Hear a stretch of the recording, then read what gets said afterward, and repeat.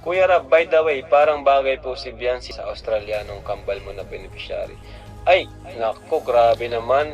Huwag naman po nating isama si Biancy dyan. Kasi si Biancy po ay unang-una pa lang, crush na niya si Habi. Ano gumugulo sa isip ko? Kayo lang naman po yung nasa isip ko. Kayo lang naman po yung nasa isip ko.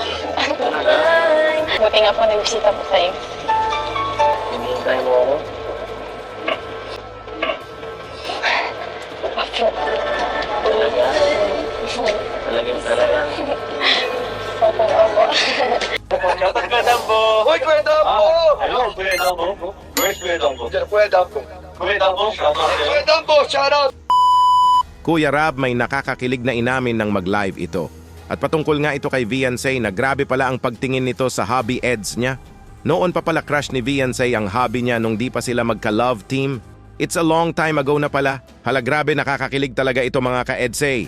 At part 37 ng EDSI serye Overload sa Kilig nga ang hatid nila sa ating lahat. Biyaheng forever na talaga ang EDSI, grabe. Bago po tayo magpapatuloy sa nakakakilig na pagre-reaction, ay paki-like naman po ng video na ito at wag po natin kalimutang suportahan palagi sina Kuya Val Santos Matubang, Ate Edna Vlogs, Idol Kalinga Prab at Ma'am Jackie Tapia Matubang. Pati na rin po sa lahat ng charity vloggers, Kalingap reactors, especially na po ang Karepa.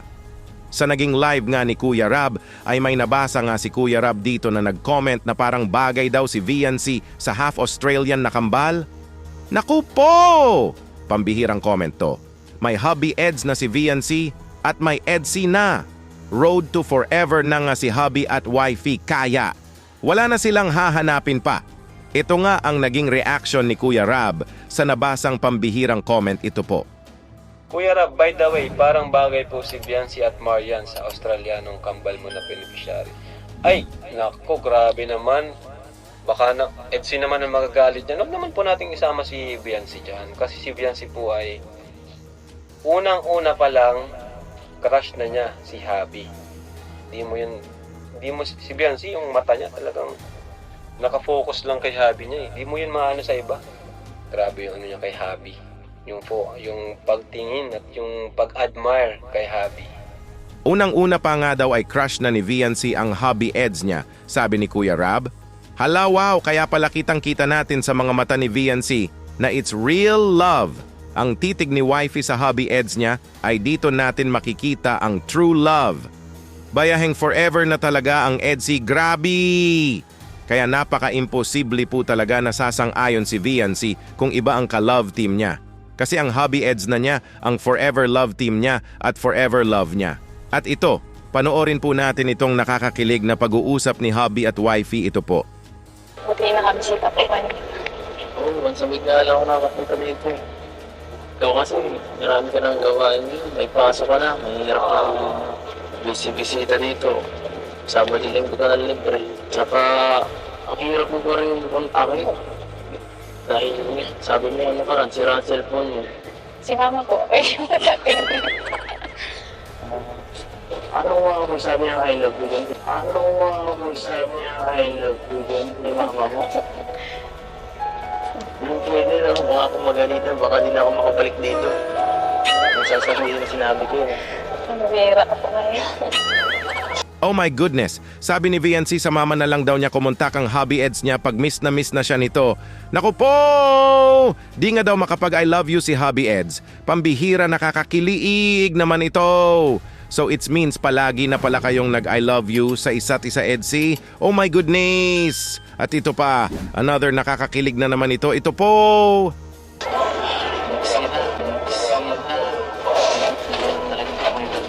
Ganito, no? Kung may pasok ka, makakainit masyado. Sana araw-araw na lang bakasyon. Oh my goodness, miss na nga daw ni hubby ang wifey niya. Naiinip na nga daw siya pag di niya makita palagi ang wifey Viancé niya. Pambihirang pag-ibig na talaga ito. This is what we really call the real love, a true laab. Okay lang yan, Papa Eds. Ang mahalaga ay ikaw lang ang nasa isip at puso ng Viancé mo palagi. At ito pa, nakakakilig to promise, ito po. Okay ka lang ba? Opo. Baka may naisip ka kung ano. Baka may nanggugulo sa'yo. school, kahit saan. Ano gumugulo sa isip ko. Sabihin mo sa akin, okay lang. Kayo lang naman po yung nasa isip ko. Kayo lang naman po yung nasa isip ko.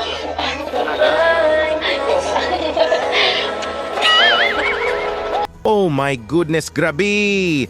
Wala nga daw gumugulong iba sa isipan ni VNC kasi ang hobby eds niya lang daw naman ang nasa isipan niya. Pambihira, nakakakiliig naman ito! Grabe talaga kayo, Edsy! Nakikiliti na ako sa inyo! Grabe! At ito pa po mga ka-Edsy, kikiligin na naman kayo dito. Ito po! Buti nga po nagbisita po kayo.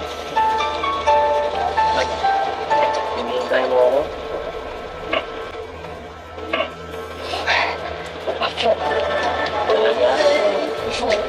Talaga. Opo. Oh my! Buti nga daw bumisita si Hobby, sabi ni Wifey. Hala! Hinihintay nga daw ni VNC ang hobby eds niya? Oh my goodness, grabe! Miss na miss pala ni VNC ang hobby eds niya pag di niya ito makita ng ilang days. Road to forever na talaga ang Edsy! It's 100% sure! At ito hobby, may surprise nga sa wifey niya, ito po! Ano? Ready ka na surprise? Hindi pa? Bakit ano mo naisip mong isa-surprise ko sa'yo? Wala. Ha? Dapat masanay ka na. Sabi ko ba sa'yo nakaraan babawi ako? Huwag kang kitain mag-bike. Ano, ready ka na? Grabe. Seryoso mo ba? Baka ba ako nagbibiro? Nakakaya po. Tapos sa inyo pa po magpapatuwa. Huwag ka nang mahiya, no? Sino ba ako sa'yo, ha? Hindi naman ako ibang tao. Nakakasakit ka ng damdamin. Ay, naku. Okay lang yan. Ako pa rin ako. Yo, kuya! Pakuha ng bike! Sa aking helmet! Salamat! Oh my goodness. Surprise nga ni Hobby kay wifey ang turuan ito magbike. Hala, wow, grabe. So sweet mo naman, Hobby, sa wifey VNC mo. VNC learn how to ride a bike because of hobby eds niya. Oh my! Ito na nga ang sweet moments ng Edsy. Biyaheng forever na talaga sila. Seatbelt! Hindi mo safe, wala seatbelt. Hindi mo safe, wala seatbelt.